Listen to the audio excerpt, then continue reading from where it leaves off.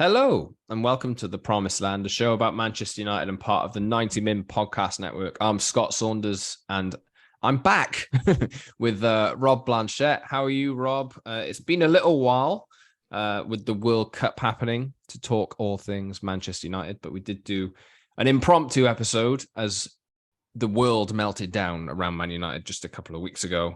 Cristiano Ronaldo and the sale of the club potentially coming up. But yes, we've had a break while I've been out in Qatar. I'm now back.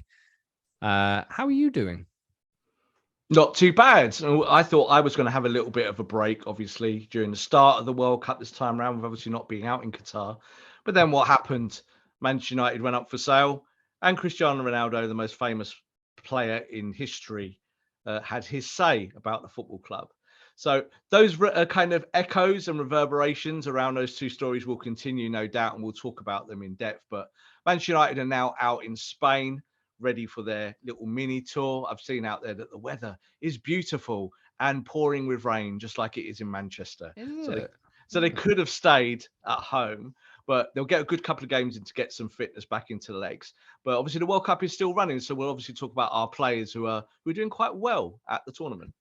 Yeah, my notes say that Man United are winning the World Cup as it stands because Marcus Rashford is was among, I'm not sure whether he is anymore, among the top scorers. I don't think he is anymore because Kylian Mbappe happened the other day, didn't he?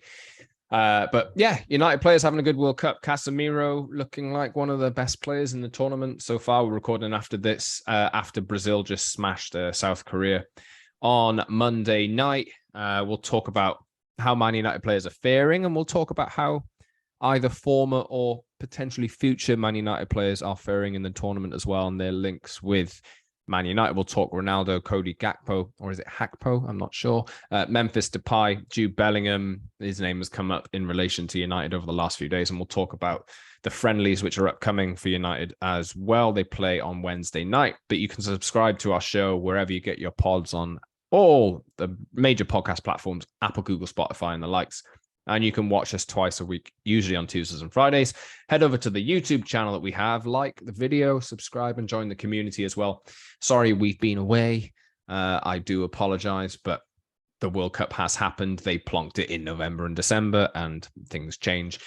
You can follow us on Twitter too, @Scott Saunders, @Rob_B, and @PromiseandMU for the show as well.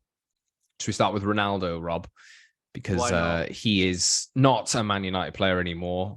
We're probably going to be only talking about Ronaldo in depth a few more times until he finalizes his next club. Obviously, I'm seeing that he's even getting a little bit of stick for throwing tantrums off the Portugal bench now as well, which is quite funny. As I say, we're recording this before Portugal play, and Fernando Santos is actually not even guaranteed that Ronaldo will play in their next game if he's behaving like that. But Ronaldo has left United, and reports surfacing on Monday that his move to Al Nassr, which is one of the biggest, probably the biggest deals in football history. Do you have the figures there, Rob? I'm sure you do. They are massive, ridiculous. I think they're a little bit more advanced than Ronaldo's camp wants to play out, but it is looking like Ronaldo might be off to the Middle East after the World Cup. But it was a bit of a surprise to me, a little bit of... I was maybe expecting him to shop around a little bit more to see if he could get that final shot in Europe. But if he takes this one, nice payday for him. Well, this is the Middle Eastern deal that we've talked about a lot on this show that goes back historically to when Ronaldo was being shopped around Europe, excuse me, and couldn't find a taker. What we've seen, I think, is, Scott, we talk about the numbers around the deal. It's 170 million to go there initially, and it will rise to over 200 million, depending on how long he decides to stay there. Cristiano Ronaldo lied during his interview with Piers Morgan, saying there is lots of interest in me. There is not a lot of interest in him. Why? He's very expensive and he's very old. So those two things have always gone against him. So like you were just saying there, you might have hoped for maybe one last chance to do something in Champions League. to do something at a bigger club. I don't actually think that was ever the motivation. And I've been on record of saying that, and I'm going to stick to it because this is all playing out exactly as we said. Cristiano's looking for one last payday. The strategy behind doing the interview with Piers Morgan was obvious about why he was doing it, forcing Manchester United's hand, forcing him out of what is relatively now a small deal. You think about it, what he was earning at Man United to what he'd be earning in Saudi Arabia. And I think now it is just a matter of hours until that deal gets done, depending on where Portugal play and what they do. As you said, like Ronaldo's out of the World Cup. They're playing there for Portugal, but he's not actually getting a lot of love, is he? There's not a lot of talk around Ronaldo, maybe in the same way there is with Messi. You know, I think there's a lot of kind of, I'd like Argentina to win it for Messi. There's not a lot of, I'd like Portugal to win it for Ronaldo. So I actually think his stock has fallen in terms of like the wider fan bases. He'll always have his CR7 fans that love him. But I think he's going to see his career out in the Middle East because that's where the money is. And I think that's been the motivation for a while now. I think we all fall into the trap about Cristiano that he's a winner. He wants to win the Champions League. He wants goals. Well, I think if he's in Saudi Arabia scoring a hat-trick every week, he'll be all right on 170 million. He'll be quite happy with that. I don't think he'll be thinking, oh, I wish I was at Real Madrid again or Man United or a top club. But it's quite sad, isn't it, that he's left Man United for that reason. Worked out well for United, though. Perfectly. We will turn our attention, like when United return to competitive action, back to, the immediate future of United and possibly the long-term future as well. But, I think I said it at the time, or we said it at the time on this pod, as raw as that interview was, as explosive as it was actually the best thing that could have happened to United in the circumstances. And I think that's, now that the dust is starting to settle and he's not there anymore, when he moves, that is officially it. His connection with United, it's already been severed. It's already gone. But when Ronaldo is playing for another club in the Middle East or something like that, then United can just fully concentrate on moving forward and doing it the right way under Erik ten Hag. And we'll see who ends up joining to replace Ronaldo. We'll talk about them in a second. But yeah, Ronaldo, we await to see how much involvement Portugal have in the rest of the competition. I think they've been okay so far. Ronaldo's trying to claim goals like Bruno Fernandes that have touched his hair.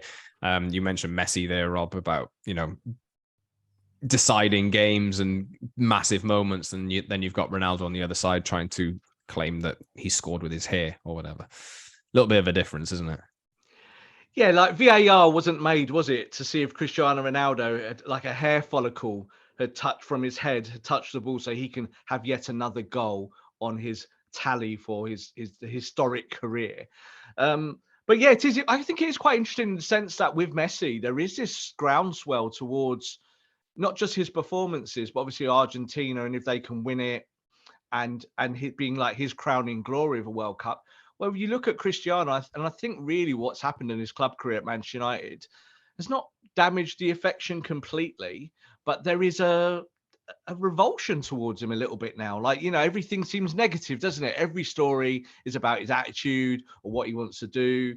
And I think there is a section of fans who now are going to say, well, if you've left Man United to go and play in Saudi Arabia, I'm not very happy about that. This is how it is. People I've been talking to the last 24 hours and people who are Ronaldo supporters have said that to me. They're like, now we feel kind of a little bit kicked in the teeth because we were always thought it was about the Glazers. We always thought it was about, not playing, or was Ten Hag unfair to him, but it's clearly about the money. And it always is. So I think with Cristiano, you've got to remember as well, he's got a very powerful agent that's going to push him towards that cash. This is his last payday. Good luck to him in the Middle East. Ronaldo is the problem that solved the problem of Ronaldo, didn't he? He did it for us. And thankfully, I think Erik ten Hag will be away in his kind of Dutch bunker thinking, well, that's one problem solved. Now I can get on with maybe buying a replacement. Let's talk about it then, because there's two forwards in the Dutch national team who are having pretty good tournaments, actually. Memphis Depay scored a lovely goal in their win over the US. Cody Gakpo has scored, I think, 3 times in 3 group games and has looked, well, he's done a good job of inflating his price now that he's had a good season with PSV so far. United have been linked with both players, and Memphis Depay is on the fringes at Barcelona. We all know. I actually forgot until yesterday that Man United are playing Barcelona in the Europa League in the next few months. That's how disconnected I've been from club football. But yeah, two players there who potentially could fit the bill. They're flexible forwards. You know, they can play in a couple of different positions. Technically pretty sound. Memphis Depay, obviously played at Man United before, would be the older option. Who's a better fit, Rob? Can you see any of these happening? And maybe if you want to go into some detail on where we stand with each of these players, feel free. Yes, I can see things happening here now because stuff is definitely happening behind the scenes. So yeah, let's talk about Gakpo and Memphis. We've talked about them previously, but I think there is new, fresh context now, isn't there? So we'll start with Memphis. So you were saying who's the better fit? I actually think that Gakpo or Hakpo, you're right, that is the Dutch pronunciation. I think that he is the better fit also for what Man United do. I think the issue with Memphis is always been for me is that he's a little bit hot and cold. He's either looks like one of the best players in the world or he just does nothing. And you're somewhere in the middle. That's not really what Man United need at the moment. But United have now got this £500,000 a week that was Ronaldo's, that is now nobody's and has now gone back to the books, where you could go out and buy someone. Barcelona are desperate to shift Memphis. So there is a chance here that as a short-term option, that Man United have to haggle a little bit now with PSV for Gakpo's signature. And I think that will be the news now in the next week or two. That's where it's going to go. That unless United get that, are really confident of that deal, that they will turn to Memphis because it's someone that they have inquired about in recent times. Again, there's the Dutch connections here, isn't it? I think every Dutch player on earth is going to be linked with Erik ten Hag. That's just how it is, and that's how it will continue. But I think he's got form for it as well, hasn't he? He did go back to Ajax, buy their best players, and then kind of disappear again. So I think that Gakpo is the player that United will go for. I think the price is debatable now. There's no way that PSV are going to let him go for the money that they initially agreed. You know, they are rubbing their hands watching this World Cup, PSV, going, cha-ching, we are about to cash in because this player is going to be right at the apex of his value. And who wants them? Manchester United. So we're going to squeeze this for every penny. So I think United are going to have to pay for him. But I would love to see Gakpo at United because I think if you bring him in, he's shown that he's got real abilities at 9 and 10. So when United were linked with him, it was all, oh, he's off the left. He comes inside. He's a wide player who scores goals, you know, blah, blah, blah. No, I think what we're seeing in recent weeks, this boy can play anywhere in that front line. And that makes him really super valuable. He can play as a 10. He can play as a false 9. He can play as a 9. And you need that because Ronaldo is gone. You need a goal scorer. And you need someone that fits that fluidity up top with what you've already got. So Gakpo, get the price right. I think he will be coming in January. So do you think that if United did end up going and signing him, for example, that would be it? Would they turn their attention in the summer to other positions, or do you still feel like they're relatively light in that area? Well, we've said already like, off camera that we will talk about the ownership issues as the weeks roll ahead because we need to get more information on it. But I do think that the ownership issue is intrinsically linked here now to transfers about how the Glazers play this out because they will still want Manchester United to be as strong an asset as possible before they sell. And I think this is a very different situation to normal clubs when they sell to how they're trying to save money to be able to push that onto a new owner.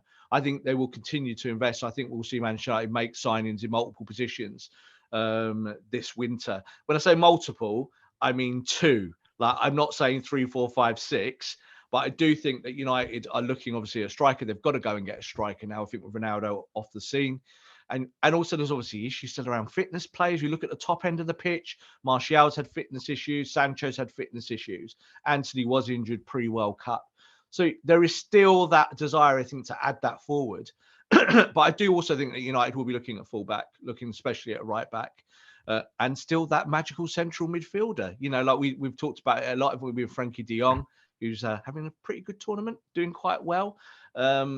Is there going to be any movement on de Jong? I still doubt that because I just think because of the numbers.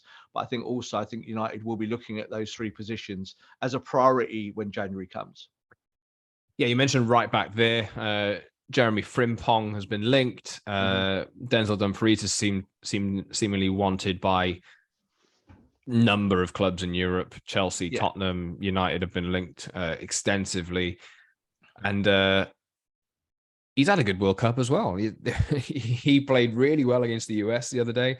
The world's biggest shot window. Former Man United players. Daley Blint was sensational the other day. Yeah. Like, what a tournament these United players or former United players or future United players are having. This is the United's tournament. It is the world's biggest shop window. I said this before. The tournament about Qatar is that this is what it's going to be. There's going to be agents in Qatar and in Europe sniffing around saying, we can move our players on now. This is our product. Go to the World Cup, lads. Go have good games and we'll sort it out for you behind the scenes. And players do respond to that. Like, I know people say, oh, they're just focused on their country. Of course, they're there to win games for their international teams. But there is that feeling of being in a shop window and being shopped. And there's a lot of players out there. So you said Dumfries. I think for United now, it all depends about how they envisage the kind of evolution of some positions at Manchester United. So we know that at right back that Dalot's done really well. But you are also aware that you probably do need someone else in there to help him out, to be able to do it. Now, do you stick with Malacia as an option to play left and right? We're seeing now with the training camp that Brandon Williams is there. There's talk as well about Axel Tuanzebe coming back into the fold, who'll be able to play at centre back and right back. So you've got options. So it depends now where Man United want to put the coin, Scott. If you're going to put all the money into a Gakpo now, then you might get one and then try and expand and not maybe make another marquee signing. But I think Dumfries is very much up there. I think he's having a good World Cup, a name before the World Cup as well, someone that United have inquired about. Do not be surprised if United go in for an offer with him when January comes around. But it all depends on how they view Dalot. Is Dalot the absolute stick-on first choice, or do you need someone to rotate with him? Because Dumfries would not be coming to sit on the bench. Dalot as well is obviously, I think he's got a year. Yeah. He's out of contract in 2023 with an option to extend, but I know that Barcelona have been linked with him quite a little bit as well. So, and that option will get triggered. There's no doubt about it. United will trigger it because they will want to protect the value of the player. But I also think the player wants to stay. So you've got to, I don't think competition is a problem there. It's just more about a football decision, isn't it? It's to actually know that you've got more than one player in each position. So what about then midfield? We've talked about the striking options, the attacking options, the fullback options. Jude Bellingham, the name on everyone's lips at the moment, has been, to be fair to him, sensational at the World Cup so far for England. 19 years old, running matches from the midfield position for England. And the world is waking up and realizing just why Birmingham City retired his number 22 shirt when he was 17 years old. Hell of a player. He has the choice of the world. He can pretty much choose whichever club he wants to join. Next summer is the most likely time, but he's going to cost a hell of a lot of money. I know that certain Liverpool fans feel like it's pretty much nailed on that he's going to Liverpool. I think Man City really, really in the mix. Real Madrid, I think Real Madrid might be his best choice, but it's just all personal. It comes down to him and whatever he wants at the end of the day. But will Man United be in this mix? Because we've seen suggestions from Germany saying that they won't be. Where do you stand on this? I stand kind of where I've always stood on this with United and Bellingham. And that is one, Manchester United made a huge mistake when he was at Carrington twice and they couldn't get the deal over the line. And that was because they were nervous about the price for a player who was outside the top division, whether he could help initially or would he come to Man United and sit on the bench? And let's be honest, if he'd come to Man United at that point, he probably would have sat on the bench under Ole Gunnar Solskjaer. So there was that. But I think you're seeing now, not in terms of growth, but like you just said there, the world's his oyster. He can really go anywhere he wants to go. And it's going to be an ownership that really want to kind of throw everything at him. So you talk about Liverpool there. Liverpool are compared to Man United, both clubs are up for sale, but Liverpool are in a little bit of flux. Liverpool not in the same position as Man United. They will not go for the same kind of price. It will still be a big valuation. But I think Liverpool might see a slowing down in terms of their interest of who they're going to buy. while FSG sort out their own finances and move the club on. Try telling that to a Liverpool fan, by the way. Yeah, I do think that, again, this is now going to turn into some weird argument between United and Liverpool fans about, who's going to get the best owner next. It's like the clubs are in different situations. They really, really are. So you've got to kind of pay attention to that when we talk about transfers.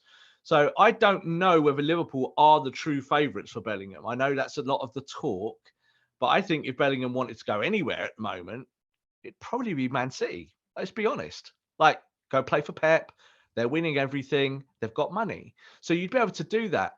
But if Man United do get some hotshot owner who wants to come in and make a splash and do maybe what Todd Bowley wanted to do at Chelsea, where it's like, yeah, we're going to throw the money around. We were looking at all the top players. Let's see what we can do. Then Bellingham's going to be on that list now because of this World Cup.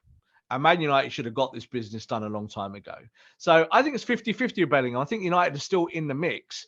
But I do think that also when you're looking at the cash, there are other positions United need to look at. And midfield is obviously one of them. Bellingham would be an automatic starter at Man United, of course. But I think that there are other positions that Ten Hag will want to address, like in the immediacy. We're talking about obviously in this January window and coming up to the summer window. And that might mean because of that United miss out on Jude Bellingham. I would not be surprised if he stays at Dortmund for a little bit longer. Same. He's the big dog at Dortmund. I think he enjoys that. He's still young. He's going to be their kind of corner piece for a bit. So I don't think he's unhappy in Germany. I think he's got a wise head. Yeah, he's a young man. He's got that wise head on his shoulders. I don't think he will rush to come back to the Premier League. In the same way, I don't think he would rush to, say, go to Real Madrid tomorrow, where the pressure is totally different to a team like Dortmund. So it'll be an interesting 2023 for Man United on the transfer front, on the club sale front, club investment front. It's not confirmed that it'll be a sale, obviously, but that's kind of what we're expecting at some point. There's certainly some interest. We'll talk about that more in depth on other shows in the future. But let's look at the World Cup and the friendly in Spain in the next few days, or friendlies in Spain in the next few days. Which players that play for Man United actually play for Man United have really stood out to you in the World Cup so far? Because it's been a good tournament for them. It's been a really good tournament. Like, I think as well, like we talked about shop windows, it's more about players that Man United could go and sign. But I think when you look at Casemiro, so again, the kind of the lifeline with Casemiro coming from Real Madrid to where he is today, and maybe the little journey that he was on to get fit and to get ready and get in the Man United team. Now you're watching this Casemiro for Brazil, aren't you? And you're like, I'm so glad he plays for us because he's got everything. Do you know what I mean? So this is not a player who's just a defensive midfielder. We'll say he's the best defensive midfielder in the world. Well, yeah, he probably is on his day when he's doing that job.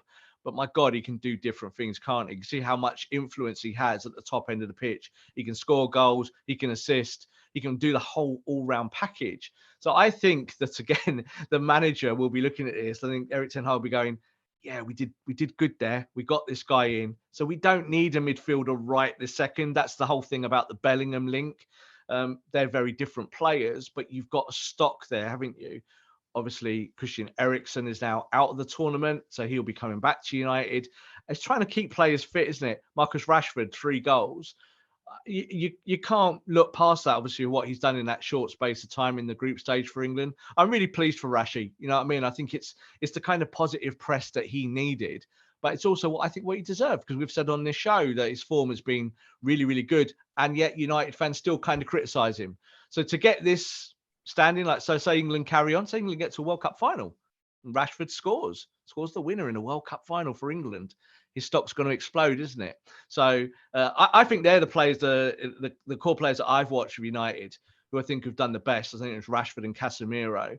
It's a shame Martinez. Like, why do Argentina? Yeah, it's so weird. Why do they play Otamendi in front of Martinez? It makes absolutely no sense at all. Like, I know he's a kind of inexperienced coach for Argentina, former under-20 coach, now running the national side because Messi likes him.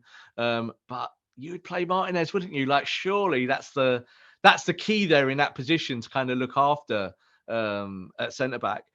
But besides that, what have you thought? What have you thought about Bruno Fernandes and Bruno's had a good tournament for me. Like, I went into it thinking that Portugal would be, they haven't been great at all. I know they won Euro 2016, but obviously under the same manager. They won that tournament, but were boring and like pretty awful. I was at one of the Portugal games and saw Bruno score twice. He's having a good tournament. I know they lost their last group game, but you know, a raft of changes. They're going into a last 16 game now where you'd make them the favourites, and then to get through that, might play Spain perhaps. You'd fancy them to me, and especially with Ronaldo starting to kick up a fuss a little bit. The thing that I thought would hold Portugal back would be Ronaldo and their coach so far. But it seems like they've surprised me with the football they've been playing. And if Ronaldo's not in the team, I think they got a really good chance, you know? And Bruno's a key part of that. Look, politics plays a big part in football selection, especially at international level. But I think eventually it does get ground back down to the football. So I think when you look at Ronaldo, if Ronaldo could, you know, push Portugal all the way to a World Cup final on his own, and then think Portugal would stick with that and go, yeah, let's do it. But he can't do it. And people know this because they're watching the actual football. And I think the big difference with Bruno and why he's had a good tournament is because he's not intrinsically linked to Ronaldo on the pitch like at Manchester United. So at Man United, his form suffered when he had to look after Ronaldo and try and feed him and supply him and do all of those things for another player. When Bruno has to do stuff for himself, he is a better forward. It's just as simple as that.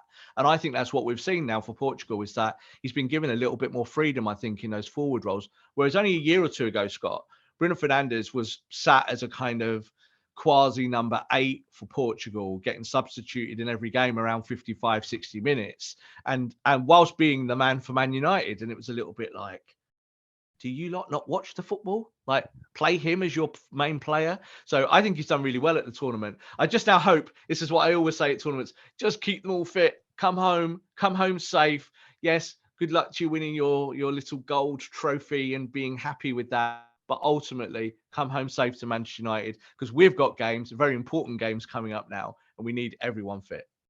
Yeah, I think one of the noticeable things watching Portugal was that there's been times where Bruno and other players in Man United's team or Portugal's team have felt like they had to pass to Ronaldo. And that one game where I watched Bruno quite closely, he doesn't think like that anymore. He's not. That's not what he's thinking, and his performances are way better off for it.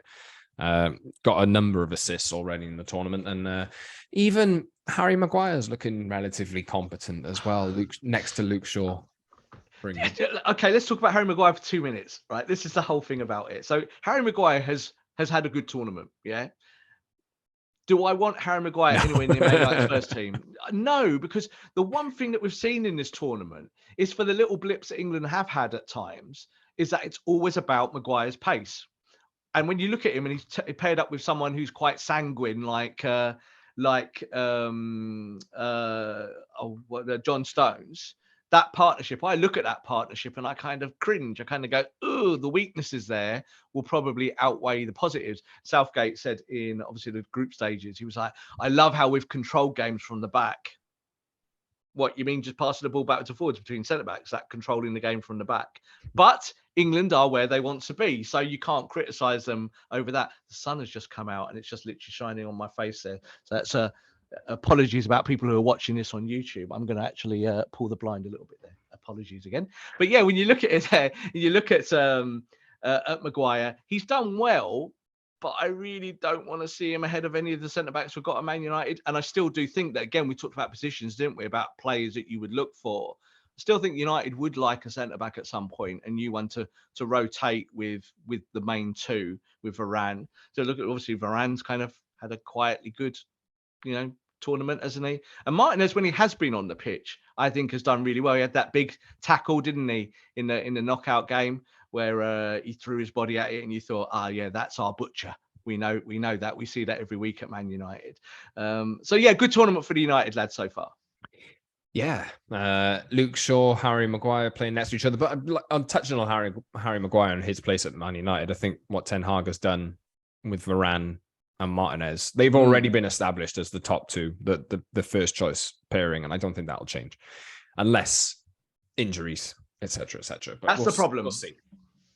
That's the problem, and I think this is also now with these with this little trip to Spain, that it'd be interesting to see who sneaks into the rotation now, because obviously your senior players are not there. And there's a lot of kids banging on the door. Like there really, really is. There's, there's Manu and there's a whole host of them who are kind of, I think their stock within the camp. And this is kind of what we're hearing from Manchester United, that the manager really likes them. So he's seen them now for a few months, watched their development, giving them all individual training plans. They're all working on that. And they're all trying to get somewhere. And then, of course, there's maybe the players who are now on the outskirts of this tournament, didn't make it for the countries, and the likes of Jadon Sancho, who are going to have to prove themselves, aren't they? So I think it's a good mix of youngsters and players that still need to prove themselves. And if you can get a load of lads coming back from the World Cup who've had a good tournament, hopefully you can hit the ground running. This Cadiz selection, I think, is going to be really, really interesting. And of course, the manager is going to get questioned about Cristiano and all the other factors that have happened in the last few weeks. Oh, yes, of course. So let's hope we hear some. Well, I don't know. Eric Ten Hag will just brush it aside, won't he? He'll act like it. He'll say a little bit, and then that'll be it. But United do play two friendlies. Yeah. I hope he'll put some full stop on it, because I think that's his style anyway. But he now has to, hasn't he? Because as of yesterday, wasn't it? I think the contract was cancelled. I got a text yesterday saying the contract is now officially cancelled, and it was like, and it was a moment. You kind of went, "Ooh, that's it now. That's done." And I think Eric Ten Hag might have got a similar text and gone, "Right, let's move on," because I think that's the kind of guy he is. Yes, two friendlies coming up against Cadiz and Real Betis. And then there's a EFL Cup tie on the 21st of December against Burnley at Old Trafford before Nottingham Forest on the 27th of December. The Burnley match is actually 3 days after the World Cup final. So we'll see if any of United's players do make it to the World Cup final. You'd probably think that it's pretty likely, thinking of all the teams and the tree. So there'd probably be some United involvement in there with the teams that you'd think will make it to the last stages of the semi-finals and this kind of thing. So, what are you expecting then from these two friendlies, or more specifically, Wednesday night's friendly? Because United have named a squad full of young players. Jadon Sancho not included. Axel Tuanzebe also, I'm hearing, is training specifically with coaches assigned by Eric Ten Hag as well. So what's your reaction to this, and what are you expecting? Well, when I initially heard about the games before they were announced, I was very pro them, because I thought warm weather training is a good idea, especially when you've got this kind of 2-week period where the players have been allowed to go away and just work on their fitness, but be on kind of holiday, kind of just go back to their homelands and chill out for a bit. But I think the actual games themselves, again, it's just another chance here now to get ready for the next stage of the season. So, Cadiz and Betis definitely a better team than Cadiz. But I think when you kind of looked at it there, the weather's not particularly warm, so the training is not going to be anything fantastic. But I think it's just now about integrating all those parts that we talk about every week and trying to see where you go forward. So the League Cup game as well coming up is actually going to be more important than the normal League Cup game, isn't it? Because this is not going to be a debate about whether Ronaldo gets minutes anymore, because that's gone. It's actually going to be about who else can you play in the middle of, at the end of a World Cup, and you're looking at players, are they still going to be fit, ready to hit the ground running, or are they going to need time off themselves? So that game itself, so these three games with that, the two tour games and the League Cup game, I think become really interesting, because it's about what does Eric Ten Hag see within the camp of players that he can promote. I think, again, we start talking more about the Zidane Iqbals of the world, because I think that these players are really on the cusp. They're young. And I know we've had this discussion on our show here before about whether players are ready.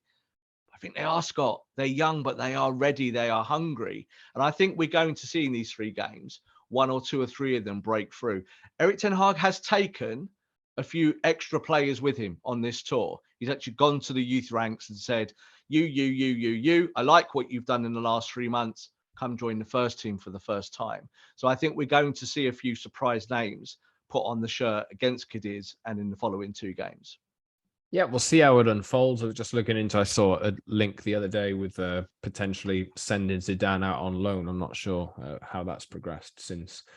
Wouldn't be surprised. Yeah. He's ready. Like, he's ready to play a lot of football. I think he's a really talented lad. And if he doesn't make the initial breakthrough at United, you look at Alvaro Fernandez and players like that. You've got players that maybe United fans are not massively familiar with, but have really come a long way in the last year or two, and are now, like, physically, they're men. They need football. They need football minutes. Do you know what I mean? So I think we'll see a little bit of that kind of rotation in these next 3 games. Because when you get back to the Premier League, Scott, you can't do it. When you're back in the Premier League, you can't risk stuff with kids. Then you have to kind of play players who you're seeing are on foot. That's when we're talking more, I think, about Jadon Sancho and maybe that kind of player that you expect to play Premier League games, but has had fitness and health issues, so he's not quite ready. And there's been a big stink about that the last few days from fan channels and whatnot, saying, why is he not in Cadiz? Why is he not playing? Well, they're trying to do what's right for the player. That's what they're trying to do, get him fit, get him ready. But then, of course, if he's ready for the Premier League, he'll be in that rotation start. Just one final thought from me. I'm pretty glad, not that I wanted Denmark to fail or whatever, but I'm pretty glad Christian Eriksen's gone out at the World Cup pretty early, so he can have a little bit of time off specifically. I was thinking exactly the same thing, no offense to Denmark and the Danish. It was a case of, it's one of those things, isn't it? At the kind of start of the season, we were talking about Christian Eriksen, and I said at the time, it almost felt very quickly that he became our most important player. It's kind of strange because he's that fulcrum of the stuff that you want to do in midfield, in terms of progression from deeper on the pitch, getting up there, playing this 4-1-5 that I think we'll see, against Cadiz. I think we'll see this going forward all the time. So you need him. If you didn't buy Frankie de Jong, you really need to keep him fit, don't you? So I hope that obviously now he will get some time off, rejoin Manchester United, and is ready for the Premier League. But he's become, him and Casemiro, probably the 2 most important players now, which is a strange thing to say at the start of the season when you're talking about new talent. Even Martinez, you could say, is in that thing now. So 3 brand new players are your most important individuals. We need to get Eriksen back. I hope that he's enjoyed the tournament. I'm glad he went, because I think it's a milestone for his career, obviously, of what's happened to him. But back to duty now, back to the Premier League, back to wearing a Man United shirt. Yeah, I'm going to wrap up, Rob, because I think that's the running order run through. We'll be back later this week. Any final thoughts before we do move on? Because we have some World Cup football and a Man United friendly before we next speak. No, I think we'll have some Erik ten Hag comments to talk about when we go live next at the end of the week, because I think that is important here now. Even though we're saying we're confident, we kind of know what he's going to say and how he will style it out. We need to hear what he says about Ronaldo, don't we? Because don't forget, even though Cristiano is gone now, those words, as I've said before, will echo and reverberate forever. That interview with Piers Morgan is on YouTube forever. People will reference it forever. So the manager, I think, needs to find a way to address it comprehensively. And I just hope that he's just really straight with it. I'm happy to say that Ronaldo is going for the money. I don't think he's going to say that. But I think there's a lot more football things that Erik ten Hag can say about why it didn't work with Cristiano Ronaldo. And I think they're on Ronaldo. I don't think it's on the manager, and I don't think it's on the team this time. I think it's actually on the player. And good luck to Cristiano in his future of his career. I know people think we've got some bugbear against him. Absolutely not. Good luck to him. He came back to Man United. It didn't work out. Shake hands, have a hug, move on. We'll go and buy another centre forward. Just on Ten Hag and Ronaldo, I do hope when he's asked the question about Ronaldo not respecting him, that he essentially says, if somebody doesn't respect me, they don't belong here, and that's why the decision was made. That's the soundbite. That's what we want. That's what I think might be coming. I think that he'll play it all down. He won't want to kind of go into depth. He definitely won't want to talk about Piers Morgan. Like, none of us want to talk about Piers Morgan, but you have to, because he stuck his nose in there. But just what a sad way to end your Manchester United career and legacy, that you thought to earn a big buck in Saudi Arabia or wherever you're going to go next, that the route was to go down the tabloids to flush all your dirty laundry in front of everyone and kind of go that route. I don't think Erik ten Hag has disrespected the player at all. It's not what we hear from behind the scenes from other players, and it's not what we hear just in general. So I think Cristiano's done himself a disservice there, but good luck to him, as I said. And he's always going to be Ronaldo, isn't he? He's always going to believe he's the best player in the world and the biggest superstar in the world. And 500 million Instagram followers will become 1 billion or 2 billion or whatever. And he'll get off on that, and we'll all fall asleep and snore until the next football match. which is on Wednesday, actually. So United play a friendly, and we'll be back after that. We'll hopefully hear from Erik ten Hag about the Ronaldo fallout and moving forward as club football comes back into focus, not quite as the World Cup really hits the business end, but there are United players coming home. There are United players still in Qatar doing very, very well. We'll have a look at it all over the next few days and few episodes. But until next time, you can subscribe to our show wherever you get your pods and watch us on YouTube twice a week on Tuesdays and Fridays. So head over to our YouTube channel, hit the like button, subscribe, join the community as well, and leave a comment for us. Hopefully you've missed us, but not too much. And we'll be back now pretty much as regular and as usual. You can follow us on Twitter too, @_Scott Saunders, @_Rob_B, and @Promise and MU for the show. Rob, thanks very much. As ever, thank you very much for listening, everyone. And we'll see you very soon for another Promised Land.